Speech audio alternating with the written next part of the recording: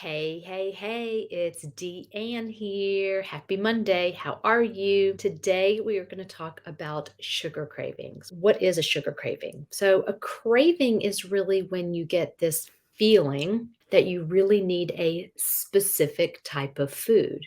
And as you know, we are all unique.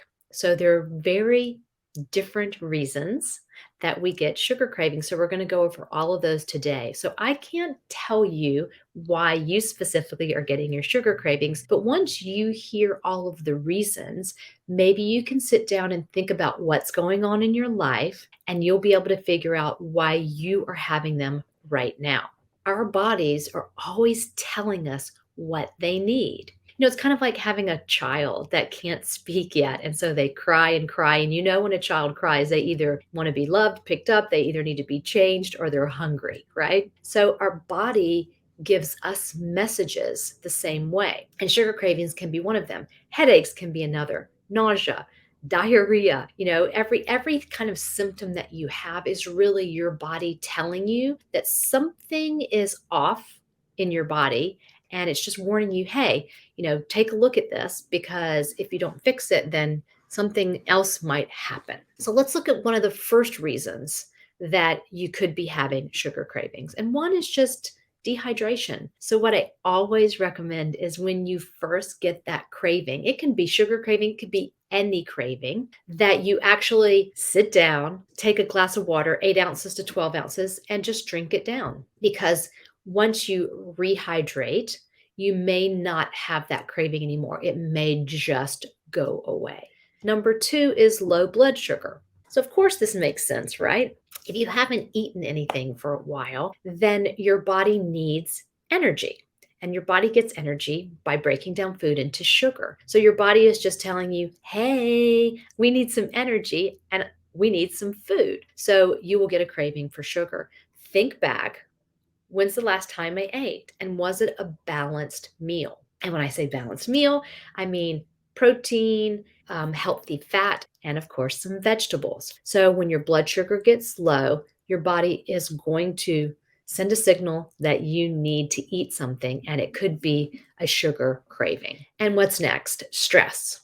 So, cortisol can really affect the appetite. And so, when your cortisol levels are high, that's the hormone that your adrenal glands release when you're stressed to try to get your body ready to either fight or flee. That cortisol can cause you to get hungry. So, one of the easiest ways is just deep belly breathing. Inhale right now and push the belly out. And as you exhale, the belly is going to move back. So just make sure those are long and slow so you're not hyperventilating. And when you do that, you will shift your nervous system from the sympathetic or stress response to the parasympathetic, relax and digest. All right, moving on. Now, this one is the most important one, and I'm going to spend more time on this because most people don't realize this has anything to do with sugar cravings, and it's life deficiencies. So, if you are unhappy with yourself, your career, your position in life, your money situation, whatever that is, then yes, that can cause sugar cravings because you're not getting the love and support and the significance from your life. And so your body gets that from sugar. So, when we get upset, we tend to crave sugar. And that is because that is going to help release the dopamine and serotonin in our body, which makes us feel good. I always want to start with self-love because that is the most important. If you follow my quotes and my posts, you will see that I talk about this a lot because it's really, really important. I went searching for love outside of myself for years and years and years and could never find it. And I finally realized that I really have to start with myself. And it's same with all of us. So if you're not feeling good about yourself, then you may start having major sugar cravings. And a couple of easy things that you can do to really start building that self love. Number one, when you look at yourself in the mirror in the morning, you can just say, I love you, or you can pick out something about yourself that you absolutely love. And you can do a mantra where maybe you don't have to necessarily look at yourself in the mirror and just say, I am. So come up with things that make you feel good, that resonate with you. I am beautiful. I am powerful. I am perfect just the way I am. And you can say that as many times throughout the day as you need to. And it might sound woohoo and kind of ridiculous, but I will tell you that it's very, very important. I think that's why most of us have our sugar cravings, is because we're not getting that feel good from either something we're doing every day, from ourselves, or from someone else in our life. So really sit down and think about that and see if maybe that is what's going on with you. And then lastly, if you eat a ton of sugar and you eat kind of the American diet, we call it the SAD diet, the standard American diet. So you're eating a lot of packaged foods. You're eating cookies and candy and, sugary things every day. Then your body gets used to it and your body wants it over and over and over again. And so that is why you're having your sugar cravings, is just because now you kind of have this addiction to sugar. And what that can actually do is cause a overgrowth of yeast. We call it candida, yeast in the body. And you might see that in your body if you have specific rashes.